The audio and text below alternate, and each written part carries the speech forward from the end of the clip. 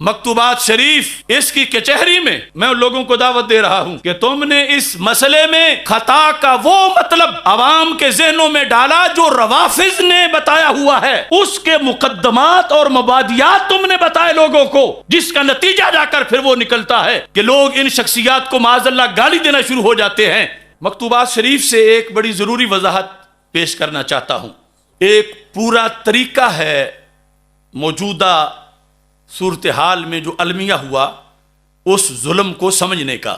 تو جلد نمبر 2 کے اندر نور الخلائق حصہ ششم، چھٹا حصہ مکتوبات کا، لیکن جمہور اہل سنت بدلیل کے بر ایشاں ظاہر شدہ باشد برانند کہ حقیت در جانب امیر بودا، امیر سے مراد ہے مولا علی رضی اللہ تعالیٰ عنہ، و مخالف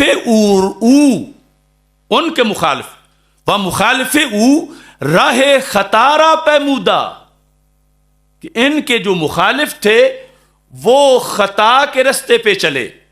اور یہاں بھی جو لفظ خطا لکھا ہے ساتھ اجتہادی نہیں لکھا، جو کچھ لوگوں کا یہ کہ اجتہادی، پھر بعد میں اجتہادی کیوں کہا، لیکن این خطا چون خطا اجتہادی است از ملامت و تان دور است، کہ یہ خطا جب اجتہادی ہے، حضرت سیدہ عائشہ صدیقہ رضی اللہ تعالیٰ عنہ اور حضرت سیدنا امیر معاویہ رضی اللہ تعالیٰ عنہ کی، تو پھر کیا ہے، یہ خطا جو ہے ملامت اور تان سے دور ہے، وَأَز تشنی و تحقیر پاک و مبرہ، اور یہ خطا تشنی، تن و تشنی اور تحقیر سے پاک ہے، یعنی خطا کرنے والے حقیر نہیں ہیں، ان پر تان کرنا جائز نہیں ہے۔ اہل سنت کی طرف سے ذکر کر کے جو میں اصل وضاحت کرنا چاہتا ہوں، اس سے پہلے کہتے ہیں پس اہل سنت و رافضہ، یہ ہمارا ایک موضوع ہے کہ کچھ لفظ ہمارے اور روافض کے مشترکہ ہیں، مگر معنی میں زمین و آسمان کا فرق ہے۔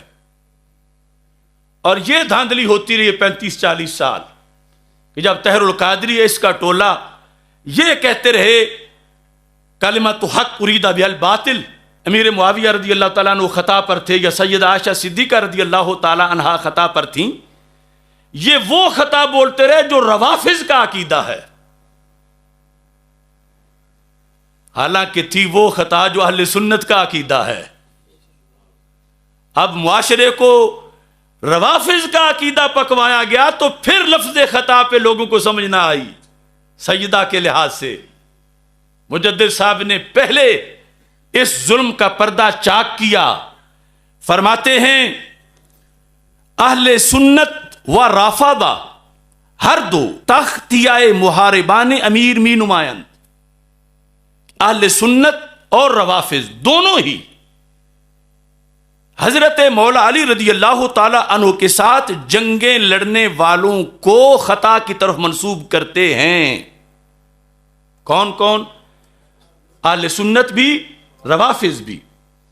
وہ کون ہیں جن کا یہاں ذکر اجمالاً ہو رہا ہے؟ سیدہ عائشہ صدیقہ رضی اللہ تعالیٰ عنہ اور حضرت امیر معاویہ رضی اللہ تعالیٰ عنہ انتحال و ہر دو بحقیت جانب امیر قائلان۔ روافض بھی کہتے ہیں کہ حق مولا علی رضی اللہ تعالیٰ عنہ کے ساتھ تھا، اور اہل سنت بھی کہتے ہیں کہ حق مولا علی رضی اللہ تعالیٰ عنہ کے ساتھ تھا۔ اب دیکھنا واردات کیسے ہوتی ہے، لیکن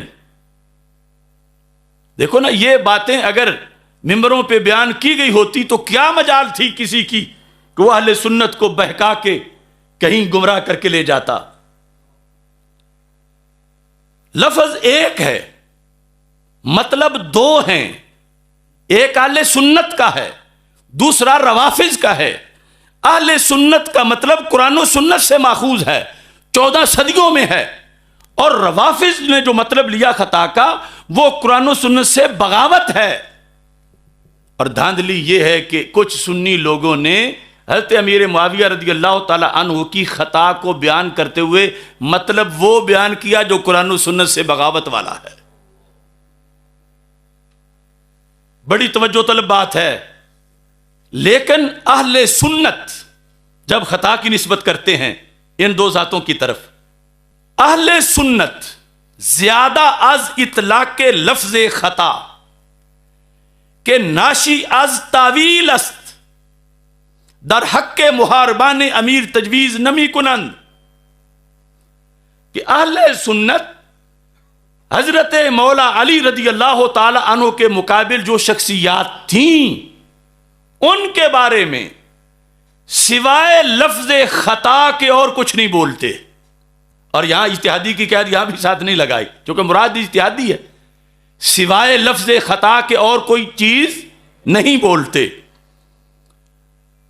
زیادہ از اطلاق لفظ خطا، لیکن خطا کی یہ وضاحت ہے کہ ایسے نہیں خطا ناشی از تاویل است، کہ جو اجتہاد میں خطا ہوئی ہے، دلائل دینے میں، نتیجے میں خطا ہوئی ہے، اس لفظ خطا کے علاوہ اہل سنت حضرت سیدہ عائشہ صدیقہ رضی اللہ تعالیٰ عنہ اور حضرت امیر معاویہ رضی اللہ تعالیٰ عنہ کے بارے میں ایک حرف کا کروڑواں حصہ بھی آگے نہیں بولتے. یہ ہے اہل سنت کا خطا کا لفظ بولنا. دوسرا ٹولہ یہاں انہوں نے کہا کہ تجویز نمی کنند، یعنی سنی یہ جائز نہیں سمجھتے کہ آگے کوئی اور کسی طرح کی زبان درازی کریں جس طرح ہمارے عرف میں کچھ سنی نما لوگ کرتے رہے اور کرتے ہیں.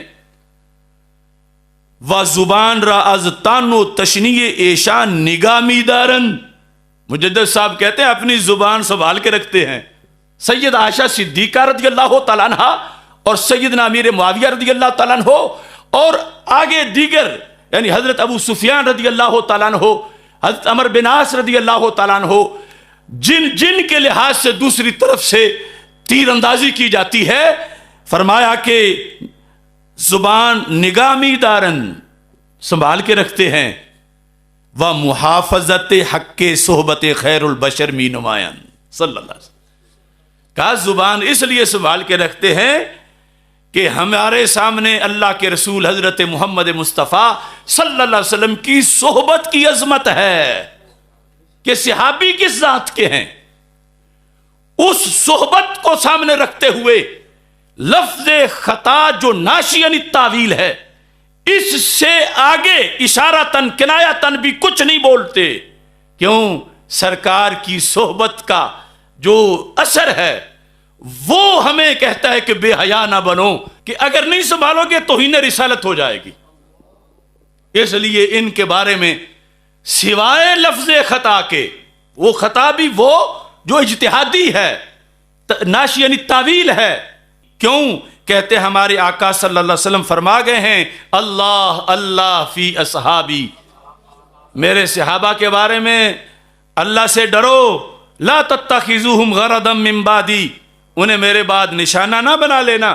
آگے دیگر احادیث بھی ذکر کی اس پر، اور یہ بتایا کہ لفظ خطا ایک ہے، مطلب اس کے دو ہیں، ایک اہل سنت کا، دوسرا روافض کا. اور آج المیہ یہ ہے کہ ہمارے معاشرے میں مطلب وہ پکوایا گیا جو روافض والا ہے، اور اس میں کچھ سجادہ نشین ہیں، کچھ گدی نشین ہیں، کچھ پٹڑی سے اترے ہوئے مفکر مناظر ہیں، کچھ نام نہاد بقل میں خود شیخ الاسلام ہیں. اور وہ جب پکوایا ہے تو پھر آج ان لوگوں کو جن کے ذہن پائزن کیے گئے تھے کہ خطا تو یہ ہوتی ہے، خطا اجتہادی کے لحاظ سے بھی ان کو اتنا ذہنوں کو زہریلا بنا دیا گیا تھا کہ خطا کا لفظ بولنا 14 صدیوں میں اہل سنت کا طریقہ رہا ہے، مگر اس کا مطلب بھی بتایا گیا ہے. تو مجدد صاحب کہتے ہیں کہ مطلب خطا کا یہ ہے کہ ناشی عن التاویل، اور اس سے آگے کچھ نہیں بولنا. کہتے ہیں ودریم مسئلہ و رفضہ دریم باب غلو می نمائند، خطا کا لفظ بولنے میں رفضی غلو کرتے ہیں. خطا جب کہتے ہیں، کہتے ہیں میرے معاویہ رضی اللہ تعالیٰ عنہ خطا پر تھے یا سید عائشہ صدیقہ رضی اللہ تعالیٰ عنہ خطا پر تھیں، تو رفضی کیا کرتے ہیں اسی لفظ خطا میں غلو کرتے ہیں. و محاربان امیر را تکفیر می کنند، اور وہ کہتے ہیں جو مولا علی رضی اللہ تعالیٰ عنہ کے مقابلے میں آئے معاذ اللہ کافر ہیں. یعنی اسی خطا کو آگے کفر تک لے جاتے ہیں. خطا ناشی یعنی تعویل کے لفظ سے آگے نکلتے ہیں، اس حد کو پار کرتے ہیں. اور یہ جتنا اس وقت تفضیلی ٹولہ ہے ان کی تقریریں سن لو، یہ وہ حد کراس کر چکے ہیں جو مجدد صاحب نے اہل سنت والی بتائی ہے. یہ مکتوبات شریف اس کی کچہری میں میں ان لوگوں کو دعوت دے رہا ہوں کہ تم نے اس مسئلے میں خطا کا وہ مطلب عوام کے ذہنوں میں ڈالا جو روافض نے بتایا ہوا ہے، اس کے مقدمات اور مبادیات تم نے بتائے لوگوں کو، جس کا نتیجہ جا کر پھر وہ نکلتا ہے کہ لوگ ان شخصیات کو معاذ اللہ گالی دینا شروع ہو جاتے ہیں. تو اہل سنت کا موقف وہ کہ خطا کا لفظ یعنی ناشی یعنی تعویل خطا اجتہادی، اس پر بریک لگانا ہے. تو یہ دوہرا ظلم ہے ان لوگوں کا. ایک تو حضرت سیدہ عائشہ صدیقہ رضی اللہ تعالی عنہ اور سیدنا امیر معاویہ رضی اللہ تعالیٰ عنہ اور دیگر صحابہ کا حق مارا، انہوں نے ان پر تجاوز کیا، ان پہ ظلم کیا، ان کی طرف خطا کی آڑ میں تان و تشنیع کو یہ لوگوں کے ذہنوں تک منتقل کرتے رہے. اور دوسری طرف جو اہل سنت و جماعت کا اس سلسلہ میں نظریہ تھا وہ دھندلا کر کے مقام صدیق اکبر رضی اللہ تعالیٰ عنہ کو سیدہ طیبہ طاہرہ رضی اللہ تعالیٰ عنہ کے اس مسئلے میں متنازع بنایا کہ ان کی طرف اگر خطا سیدہ کی طرف نسبت کی گئی تو پھر یہ توہین ہوگی، گستاخی ہوگی. یہ کیوں ذہن بنا قوم کا کہ یہ بنایا گیا کہ حضرت امیر معاویہ رضی اللہ تعالیٰ عنہ اور سیدہ عائشہ صدیقہ رضی اللہ تعالیٰ عنہ کو موقف بیان کرتے ہوئے وہاں خطا کا سنیوں والا مطلب نہیں بتایا گیا، روافض والا مطلب بتایا گیا، جس کی وجہ سے ایک طرف تو ان کی شان پہ حملہ ہوا اور دوسری طرف سیدہ پاک رضی اللہ تعالی عنہا کے لحاظ سے جو عقیدہ محفوظیت ہے وہاں آ کے ضرب لگی، اور عقیدہ ختم نبوت میں جا کے ضرب لگی کہ جب وہ مخالف ٹولہ قول سیدہ فاطمہ رضی اللہ تعالی عنہا کو قول پیغمبر قرار دینے لگے مسئلہ فدق میں، تو یہ کہاں تک دور حملہ ہوا ان لوگوں کی اس سٹائل سے، پریچنگ سٹائل سے جس میں روافض کا حصہ تھا کہ لفظ خطا دکھا دکھا کے کہ فلاں امام نے بھی خطا لکھا، فلاں نے بھی خطا لکھا. اس میں کوئی شک نہیں خطا لکھا، مگر خطا کے پیکٹ کے اندر جو مطلب تم نے لپیٹا وہ کسی بھی سنی امام نے نہیں لیا. یہ تھی واردات طاہر القادری کی. اور اس کے بعد اب یہ سارا جو چینل ان کا چل رہا ہے کہ خطا کے لفظ کی آڑ میں انہوں نے واردات کی. ایک طرف وہ عظیم ہستیاں ان کا حق انہوں نے اس کو ڈیمیج کیا، اور دوسری طرف قوم کا ذہن عقیدہ معصومیت کے لحاظ سے رفض زدہ بنایا. اور آج اس کو لوگ پھر سمجھنے لگے کہ شاید یہ کوئی شان کی کمی ہے اگر کسی کی خطا کی طرف نسبت کریں.